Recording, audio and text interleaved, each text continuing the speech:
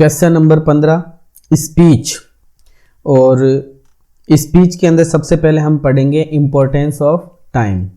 तो देखिए यहाँ हमने लिखा है हेडिंग इम्पोर्टेंस ऑफ टाइम, और ऊपर ही ऊपर देख सकते हैं। इससे हमें ये समझ में आ रहा है कि हमें स्पीच लिखना है।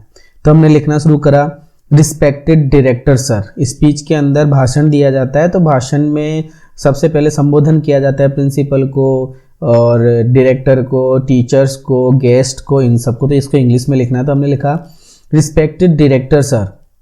उसके बाद में प्रिंसिपल सर, उसके बाद में ऑनरेबल पैनल ऑफ जजेस, मतलब वहाँ कोई जज आए हुए हैं जो पैनल पर बैठे हैं। पैनल का मतलब एक सीट पर बैठे हुए हैं, उनको हमने ऑनरेबल पैनल ऑफ जजेस कहा है।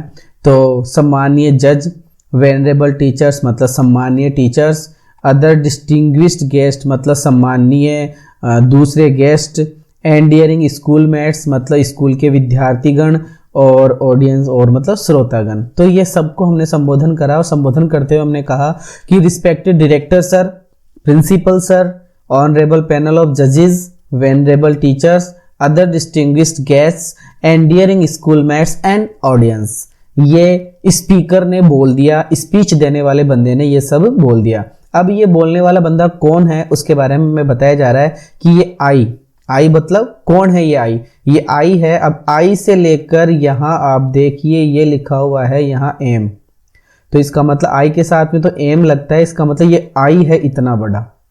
ये आई का पूरा डिस्क्रिप्शन है इतना बड़ा कि आई रेखा शर्मा, मैं रेखा शर्मा हूँ, क्लास 12th से हूँ, of government senior secondary school Rambagh Jaipur. कि मैं रेखा शर्मा जयपुर रामबाग की school government senior secondary school 12th class की विद्यार्थी हूँ। Am going to speak on a very important topic. Am going to speak, am going to speak का मतलब बोलने वाली हूँ। वाला है, वाली है, वाले हैं की अंग्रेजी होती है is, are, am going to. मैं जाने वाला हूँ, I am going to come, I am going to go. मैं आने वाला हूँ, I am going to come. मैं कहने वाला हूँ, आई एम गोइंग टू से। मैं बोलने वाला हूँ तो I am going to speak. तो वही लिखा हुआ है कि I am going to speak, मैं बोलने वाला हूँ, on a very important topic, एक बहुत ही महत्वपूर्ण टॉपिक के ऊपर मैं बोलने वाला हूँ जिसका नाम है इंपॉर्टेंस ऑफ टाइम। ये दो बातें हमने लिख दी। तीसरी बात स्पीच की यहाँ आएगी जो 10 लिखकर हम करेंगे।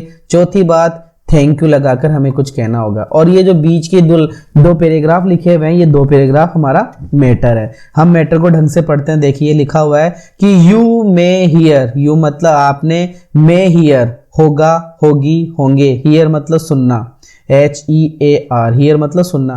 कि यू मे हियर आपने सुनी होगी, ए फेमस सेइंग एक प्रसिद्ध कहावत। फेमस मतलब प्रसिद्ध, सेइंग का मतलब कहावत। आपने एक प्रसिद्ध कहावत सुनी होगी, दैट मतलब कि आपने एक प्रसिद्ध कहावत सुनी होगी कि टाइम एंड टाइड।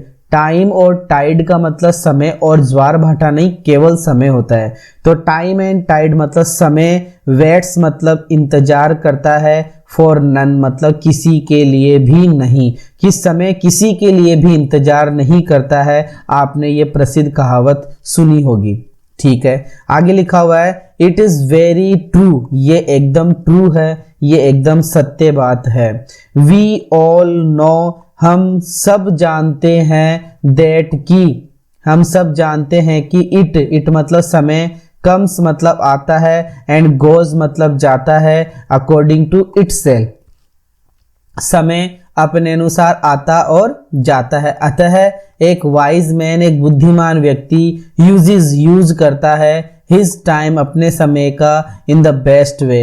एक बुद्धिमान व्यक्ति अपने समय का बेस्ट वे में, बेस्ट तरीके से, सबसे अच्छे तरीके से यूज करता है, उपयोग करता है। दीज पीपल ये जो लोग है, ये बुद्धिमान जो लोग है, डू नॉट नहीं, पुट ऑफ का मतलब होता है टालना। ये लोग नहीं टालते हैं, थिंग्स मतलब चीजों को, फॉर द फ्यूचर यूज ये लोग चीजों को फ्यूचर यूज के लिए नहीं टालते हैं।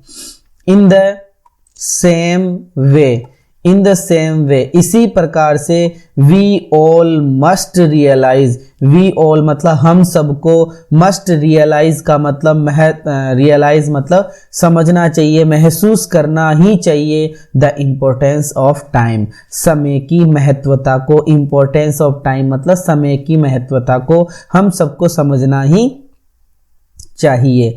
Our examinations are coming soon, हमारी परीक्षाएं, आवर एग्जामिनेशंस हमारी परीक्षाएं, आर कमिंग आ रही है, सून जल्दी ही, हमारी परीक्षाएं जल्दी ही आ रही है। सून का मतलब होता है फिक्स समय के लिए, अर्ली का मतलब होता है अनफिक्स समय के लिए, जो अनफिक्स होता है, जो फिक्स नहीं होता, और जो फिक्स होता है उसके लिए सून लगाया जाता है। तो परीक्षाएं फिक्स है, सून मतलब फिक्स होती है, इसलिए हमने सून लगा दिया कि our examinations are coming soon, हमारी परीक्षाएं जल्दी ही आ रही है। वी शुड नॉट,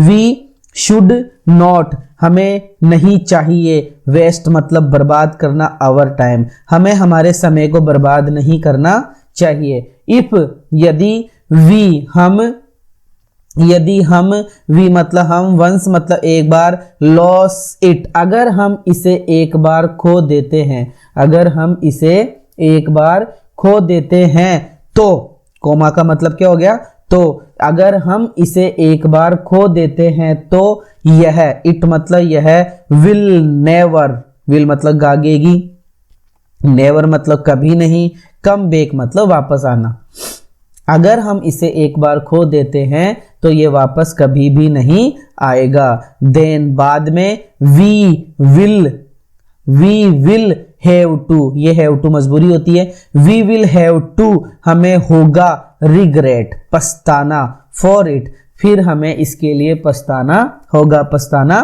पड़ेगा। वी शुड यूज हमें यूज करना चाहिए, वी शुड यूज हमें यूज करना चाहिए, आवर प्रीसियस टाइम हमारे बहुमूल्य समय का हमें यूज करना चाहिए, इन द बेस्ट वे सबसे अच्छे तरीके से, हमें हमारे समय का सबसे अच्छे तरीके से यूज करना चाहिए। वी शुड डू हमें शुड डू करना चाहिए, आवर स्टडीज हमारी पढ़ाई, केयरफुली हमें हमारी पढ़ाई केयरफुली करनी चाहिए, सो दैट ताकि वी मे गेन हम प्राप्त कर सके, गेन का मतलब प्राप्त करना, ताकि हम प्राप्त कर सके गुड मार्क्स अच्छे नंबर। ये तो मैटर हो गया, इन दो पैराग्राफ्स के अंदर हमने मैटर लिख दिया। अब हम स्पीच का तीसरा पॉइंट लिखने जा रहे हैं जो कि है 10। इस प्रकार से वी कैन से हम कह सकते हैं दैट की टाइम इज वेरी इंपॉर्टेंट, समय वास्तव में बहुत ही इंपॉर्टेंट है, फॉर एवरी वन प्रत्येक व्यक्ति के लिए। We should not waste it हमें इसे वेस्ट नहीं करना चाहिए। ये बोलकर लास्ट में हम जो भी स्पीच देने वाला होता है वो थैंक यू बोलकर चला जाता है। इस प्रकार से ये आपका स्पीच का एक chapter importance of time finish होता है। Thank you so much for watching. Share करें, सब्सक्राइब करें, लाइक करें, कमेंट करें। Okay, again thank you so much.